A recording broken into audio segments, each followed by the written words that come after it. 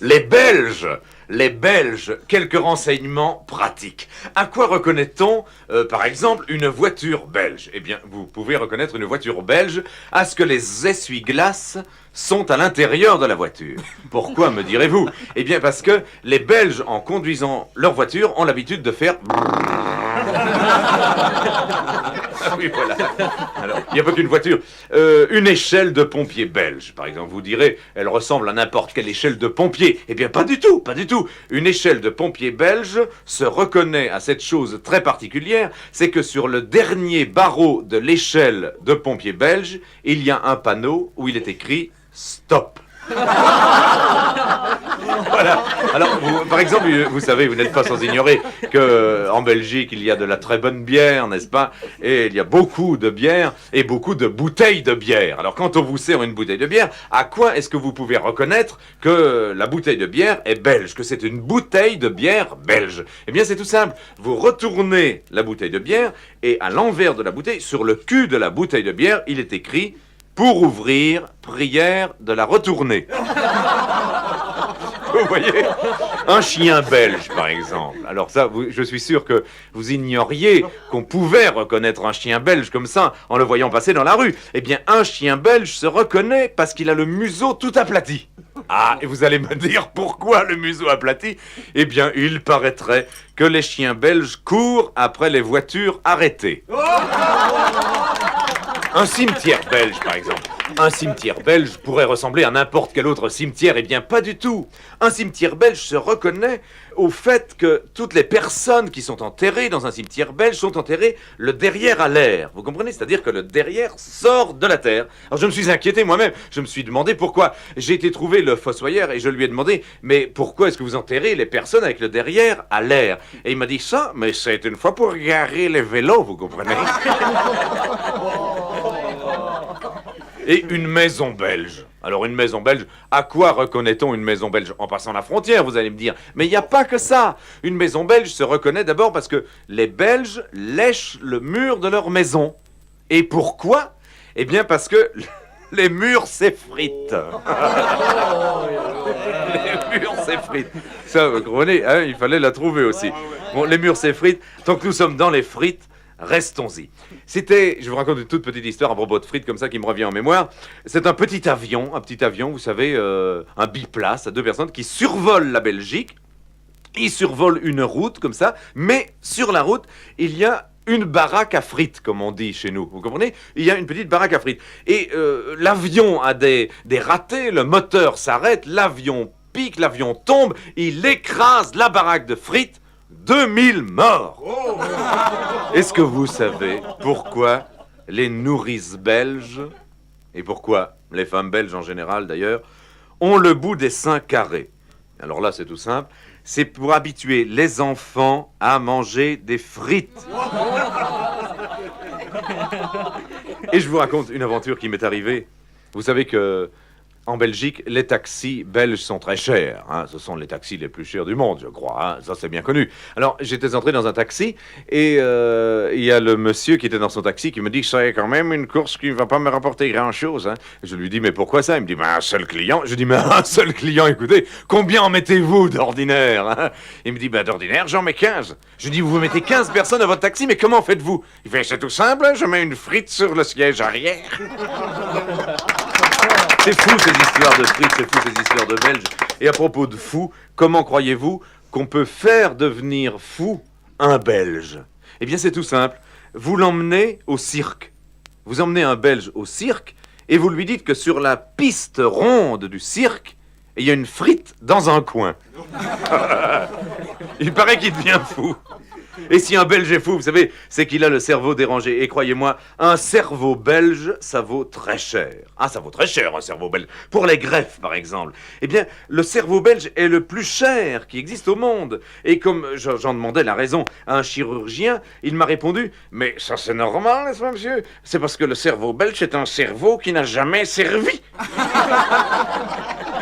Et à propos de cerveau et de cervelle, Je voulais l'autre jour, j'étais à Paris et je voulais acheter de la cervelle. Alors je m'arrête dans un magasin et je dis bon alors combien coûte cette cervelle? Alors on me dit ça c'est de la cervelle de veau monsieur, ça fait c'est 8 francs 50 le kilo. Je dis bon alors ça c'est quoi? Alors on me dit ça c'est de la cervelle de français. Alors attention, la cervelle de français ça vous fait tout de suite 500 francs le kilo. Je fais 500 francs le kilo, dis donc c'est pas pour rien hein. Et celle-là alors, ah ben celle-là on me dit vous savez c'est 14 000 nouveaux francs le kilo, c'est de la cervelle de belge. Ah, là, j'étais quand même épaté. Je dis 14 000 nouveaux francs de la cervelle de belge. Ah ben, dites donc, ça coûte cher, hein. Mais comment ça se fait, ça? On me dit, si vous saviez le nombre de belges qu'il faut pour faire 1 kilo. Vous comprenez, après des histoires pareilles, un Belge, quand il entend ça, il ne peut plus penser qu'au suicide. Et c'est ce qui est arrivé. Un Belge s'est suicidé. J'ai appris ça, un Belge s'est suicidé par pendaison. Il a eu 17 fractures du crâne. Je dis, mais comment ça se fait? On m'a dit, il s'est pendu avec un élastique. Alors vous comprenez? Pourquoi les Belges ont-ils le front plat? Ça, vous vous êtes posé cette question-là, vous vous êtes dit, pourquoi est-ce que tous les Belges, en général, ont le front plat? Eh bien, c'est tout simple. C'est parce que tous les Belges se frappent le front sans arrêt en disant, mais que je suis belge! Et que je suis belge! Pourquoi? Autre question. Pourquoi les Belges ont-ils des trous autour de la bouche, surtout le lundi? Eh bien ça, c'est parce que le dimanche, les Belges mangent leurs frites avec des fourchettes. Et vous avez dû remarquer une chose qui a dû vous sembler très bizarre quand même. Pourquoi par temps d'orage voyez-vous tous les Belges à leurs fenêtres? Hein? Eh bien, c'est parce qu'ils veulent être sur la photo. Pourquoi les Belges ont-ils les 2 oreilles brûlées? Ça, c'est inquiétant, hein? Alors, si on m'a dit, moi, je me suis renseigné quand même, et on m'a dit, c'est parce que on leur téléphone pendant qu'ils sont en train de repasser. Alors, vous allez me dire, oui, bien sûr. Mais enfin, quand même, si c'était comme ça, hein, ils auraient qu'une oreille brûlée. Et je dis, mais pas du tout, parce que tout de suite après, ils téléphonent à l'ambulance. À quoi reconnaît-on un Belge? Hein, quand même, il faudrait que vous le sachiez. Sur un aéroport, le Belge se reconnaît très facilement. C'est le seul qui donne des graines aux avions. Je vous parlais d'aéroport. Eh bien, sur un aéroport, j'ai entendu, vous savez, les hôtesses de l'air avec leur voix très bizarre, qui parlent dans les micros et on entend « L'avion pour Londres à 11h45. Ding dong. L'avion pour Madrid à midi. Ding dong. L'avion pour Paris, départ à 12h15. Ding dong. L'avion pour Bruxelles partira quand la petite aiguille sera en haut sur le chiffre 12 et la grande aiguille en bas sur le chiffre 6. Écoutez, je vous parlais d'avion, je vais carrément passer à une autre dimension, n'est-ce pas? Je vais vous parler de sous-marin. À quoi reconnaît-on un Belge dans un sous-marin? Eh bien là, vous avez un sous-marin belge, ça n'est pas très difficile. Vous envoyez un plongeur, n'est-ce pas? Et vous lui demandez de frapper à la porte. Voilà. Vous allez me dire, pourquoi? Pourquoi les sous-marins belges remontent-ils toutes les 3 minutes? Moi aussi, je me suis posé cette question-là. Je me suis dit, c'est quand même bizarre. Chaque fois que je vois un sous-marin belge, il remonte à la surface toutes les 3 minutes. Alors j'ai été trouver le commandant d'un sous-marin belge et je lui ai dit, mais pourquoi remontez-vous à la surface toutes les 3 minutes? Il m'a dit, mais écoutez, il faut quand même bien faire respirer les rameurs, hein? Et maintenant, une nouvelle très triste. Vous savez que tous les sous-marins belges sont perdus. Ils n'ouvrent pas, on s'affole, finalement, ils tombent dans une meule de foin. Une chance extraordinaire quand même. Il est sauvé, on se précipite pour savoir ce qui s'est passé. Et le Belge se relève et dit 3 et tire à poignée. Mais en Belgique, on n'a pas que des parachutistes. Hein, on a aussi des pilotes d'hélicoptères. Parce que en Belgique, on a des hélicoptères. C'est-à-dire, on en a un. Enfin, on en avait un. Non, enfin, bon. Alors, cet hélicoptère a participé au grand concours international qui avait été organisé par les armées de l'air, n'est-ce pas? Les concours d'hélicoptères. Et là, il y avait l'armée de l'air anglaise, l'armée de l'air américaine et l'armée de l'air belge. Alors, on donne le départ, les 3 hélicoptères décollent, et l'anglais monte, l'américain le rattrape tout de suite, il monte, et le belge lentement mais sûrement monte, il rattrape l'anglais tout de suite, hurlement de joie, il rattrape l'hélicoptère américain, et puis il dépasse, il monte, 3000, 5000, 7000, 8000 mètres, et tout à coup, plaf, il s'arrête, il tombe, il s'écrase, heureusement, l'équipage est sauvé, et on demande au pilote, on lui demande, mais qu'est-ce qui s'est passé? Il dit, oui, mais vous vous rendez pas compte, vous? À 8000 mètres, il fait froid, alors moi j'ai arrêté le ventilateur. Et maintenant, quel exutoire pour moi de vous raconter quelques histoires qui sont vraiment, mais alors là, vraiment belges et méchantes. Vous savez ce qu'on dit? Vous savez qu'on dit que si un Belge épouse une hindoue, que sera l'enfant? J'ai honte à vous le dire. Un cochon d'Inde. Oh là, je ne comprends pas comment on ose raconter des histoires pareilles. Est-ce que vous savez ce qu'est un primitif flamand? C'est un pléonasme. Hein? Alors, les femmes belges. Je m'étonnais que les femmes belges, on les compare toujours à des paires de pantoufles. Et ce sont les Belges qui disent toujours ma paire de pantoufles, en parlant de leurs femmes. Alors j'ai demandé à des Belges, je leur ai dit, mais pourquoi? Ils me disent, eh bien, parce que les femmes belges, hein, c'est comme les paires de pantoufles, on est bien dedans, mais on n'ose pas sortir avec.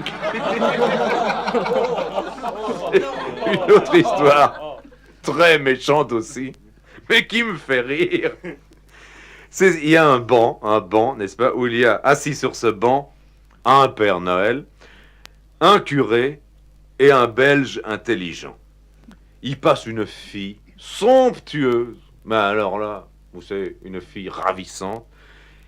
Qui croyez-vous qui va se retourner à la fin du monde? On était entre amis comme ça, on parlait de la fin du monde, et tout à coup, dans ce groupe d'amis, il y a quelqu'un qui m'a dit, moi, dès qu'on me dira c'est la fin du monde, je vais habiter en Belgique. Et là, vraiment, j'étais ému.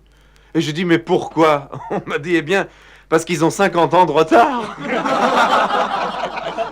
Ceci dit, ne racontez jamais les histoires que je vous raconte à un Belge, vous savez. Il ne faut jamais raconter une histoire drôle à un Belge, et surtout le samedi, parce qu'il rit pendant la messe le dimanche.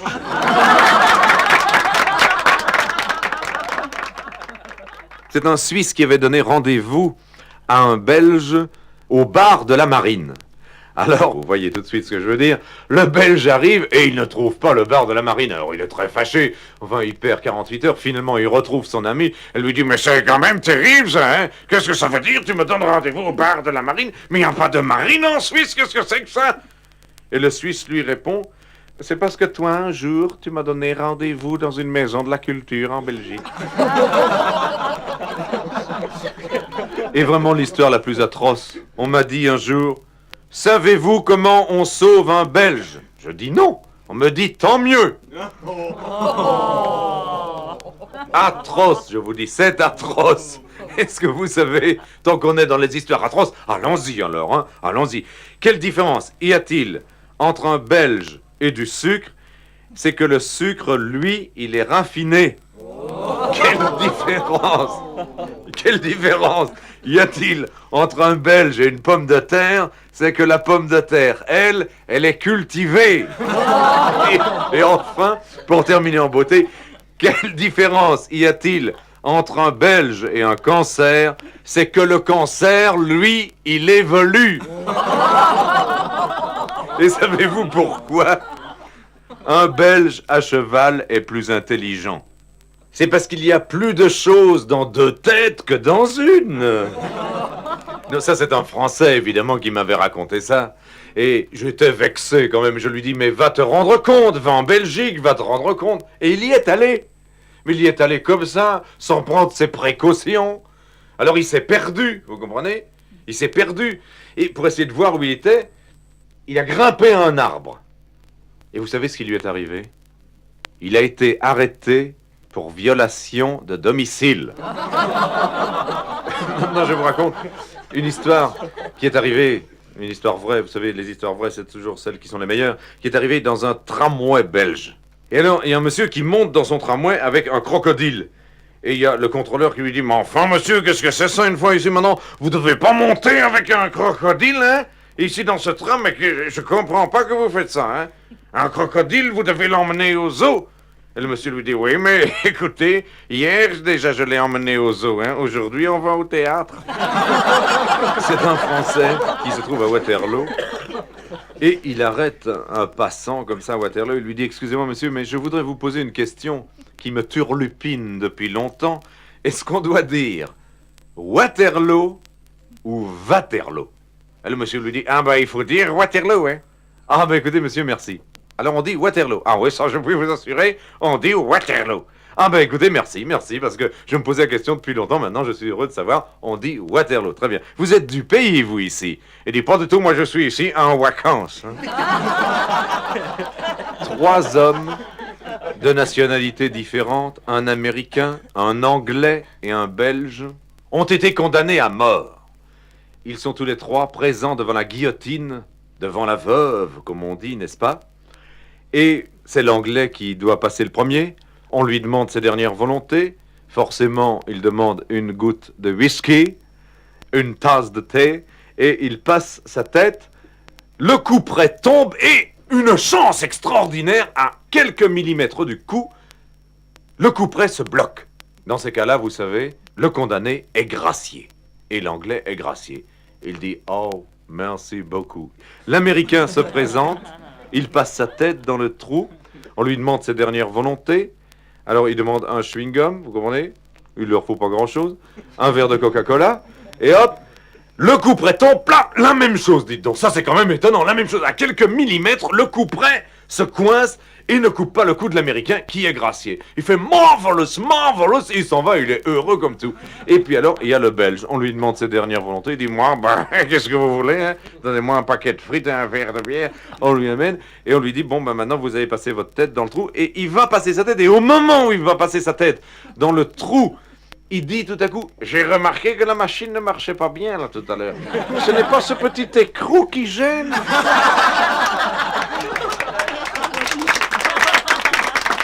Je vous raconte une histoire qui va un peu nous venger, nous les Belges, quand même.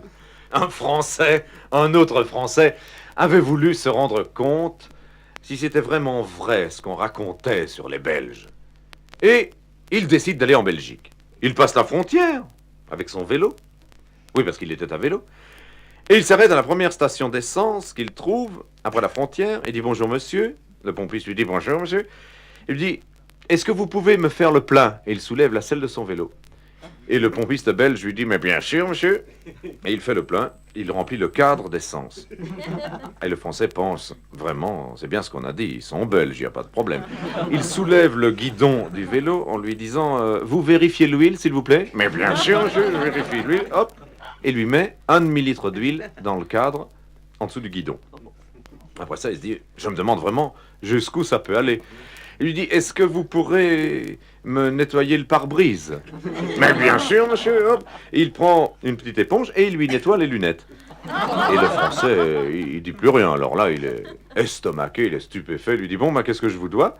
Alors, il paye le monsieur, et au moment de partir, le Belge lui flanque une baffe, mais alors là, une baigne, plaf, en pleine figure. Oh, le Français dit, mais ça je comprends pas, mais qu'est-ce qui vous prend? Il fait, ben monsieur, je claque la portière. Hein. Un Français et un Belge visitent une réserve d'animaux sauvages en Afrique. Et ils sont là, tous les deux, ce sont 2 amis. Ils attendent de voir le premier animal, et tout à coup, ils voient un éléphant. Il y a un éléphant qui arrive, et le Français dit « Oh, regardez, regardez là, regardez ce qu'il est beau !» Et le Belge dit « Oui, c'est un Dunkerus, hein ?» Et le Français dit « Non, excusez-moi, j'ai pas compris là. Qu'est-ce que vous m'avez dit? Qu'est-ce que vous m'avez dit exactement ?» Il dit « Oui, ben c'est un Dunkerus. »« Ah, c'est un... Ah bon, ah bon, très bien. Et ça, alors, qu'est-ce que c'est pour vous? Qu'est-ce que c'est? Parce qu'il y a une girafe qui passe à ce moment-là. Et le Belge dit « Ça, c'est un autre Dunkerus. Hein. » Ah, c'est un Dunkerus aussi, alors. Dunkerus, c'est comme ça que vous dites? Oui, c'est 2 Dunkerus. Hein. Ah bon. Ah bon, très bien, dit le Français. Et alors, le troupeau de gazelles qui passe là-bas, pour vous, ça ne sont pas des gazelles. Il fait, mais non, c'est pas des gazelles, hein. Ça, c'est un troupeau de Dunkerus. Hein. C'est quand même incroyable, ça dit le Français. Alors, tous les animaux ici sont des Dunkerus? Et dit, oui, le Belge, mais bien sûr, hein, c'est écrit à l'entrée de la réserve. Il est écrit, 11 animals are Dunkerus. J'étais en Belgique il y a très peu de temps. Et j'ai beaucoup d'amis, forcément, dans le spectacle. Et il y en a un qui me dit, tu sais, moi, maintenant, je fais du cinéma. Hein. J'ai dit, ah bon, ah, tu t'es lancé dans le cinéma, c'est formidable, ça. Il dit, oui, oui, alors je tourne un grand film, hein, un truc, ça va être formidable. Hein. Ah bon, et un grand film, et ça va traiter de quoi exactement? Eh bien, ça va être un film cow-boy, hein. Un film cow-boy? Ouais, ouais, ouais, ouais, un film cow-boy, hein. Il y a bien des westerns spaghetti, je sais pas pourquoi il n'y aurait pas des westerns belges, hein. Alors, mon film, ça va être un western avec des cow-boys et ça va se passer en Belgique. Ah, j'ai dit, ça va être formidable, ça, alors, vraiment. Et le titre du film, ça va être comment? Il dit, je vais appeler ça Il était dans l'Ouest une fois. Un enterrement en Belgique.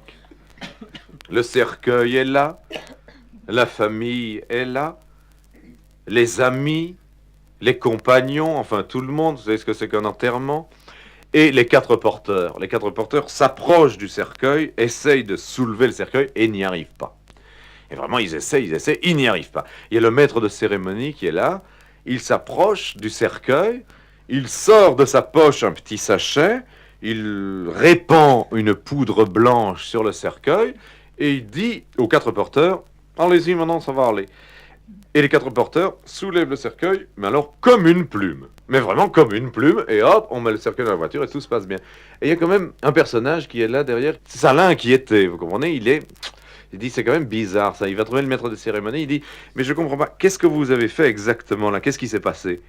Et alors, le maître de cérémonie lui dit, ben écoutez, le cercueil était trop lourd, alors j'ai mis un... Non mais je comprends pas, qu'est-ce que vous avez fait? Il dit, ben oui, mais justement, pour aider à soulever, j'ai mis un peu de levure de bière. En Belgique, nous avons des savants. Nous avons énormément de savants. En tout cas, on a un savant. Et ce savant a décidé d'envoyer une fusée dans le soleil. Alors tout le monde s'étonne, parce qu'il y a une conférence internationale, tout le monde s'étonne. On dit, mais ça, on ne comprend pas, une fusée dans le soleil. Il dit, oui, oui, moi je vais envoyer une fusée dans le soleil. Hein, écoutez, il y a des fusées dans la Lune, tout le monde a déjà été dans la Lune, dans Mars bientôt, il va arriver. Nous les Belges, on va envoyer une fusée dans le soleil. Tout le monde dit, mais ce n'est pas possible, écoutez, dans le soleil, vous savez qu'il y a une chaleur considérable. Il dit, oui, alors qu'est-ce que ça fait? Non, mais quand votre fusée va arriver sur le soleil, mais elle va fondre, vous savez qu'il y a des milliers de degrés, là. Et le savant belge lui répond, il dit, oui, mais écoutez, vous m'avez pas regardé une fois, hein? Dites donc, on n'est pas si bête, hein? On va l'envoyer pendant la nuit. Encore une histoire vraie. C'est une petite dame qui est au volant de sa petite voiture. Elle est arrêtée à Bruxelles, à un feu rouge, et tout à coup, le feu rouge passe au vert. Et la voiture de la dame ne démarre pas. Alors elle essaie, enfin ça démarre pas. Alors l'agent de police belge s'approche lentement, il se penche à la fenêtre, à la portière, et dit à la dame, plus vert, ça je peux pas faire. Hein.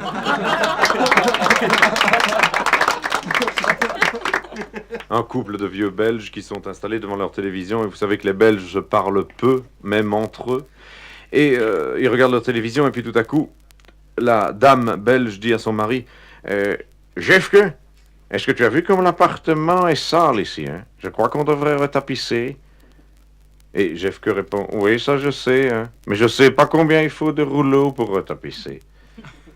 Et Marieke répond, mais écoute, tu as qu'à aller demander en haut, hein?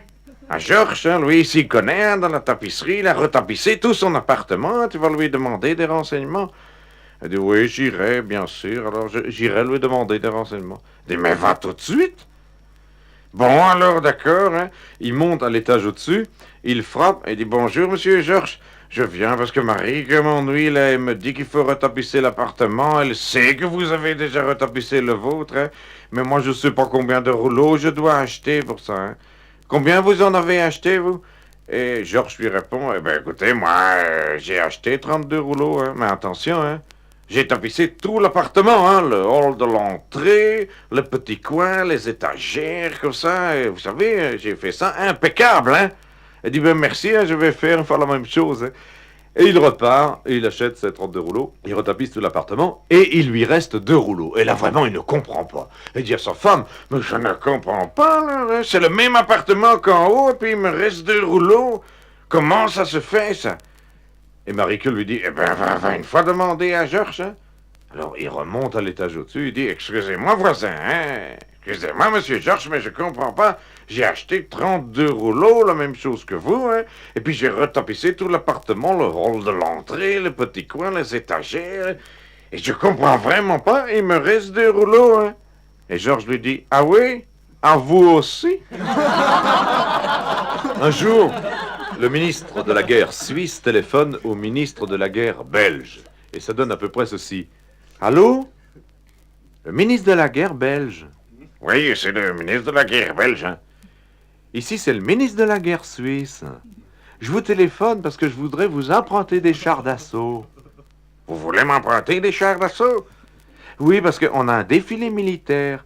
Mais avec nos chars, on a peur que ça fasse un peu trop pauvre. Alors, est-ce que vous pourriez pas nous en prêter? Ah, écoutez, ça, je veux bien vous prêter des chars, hein. Qu'est-ce que vous voulez? Vous voulez un char d'assaut? Oh, j'ai peur que ça fasse quand même un peu peu, vous voyez? Bon, est-ce que vous en voulez 2 alors? Moi, je veux bien, vous voulez 2 chars d'assaut? Vous savez, excusez-moi d'insister, mais j'ai peur que ça fasse quand même un peu, même avec 2 chars.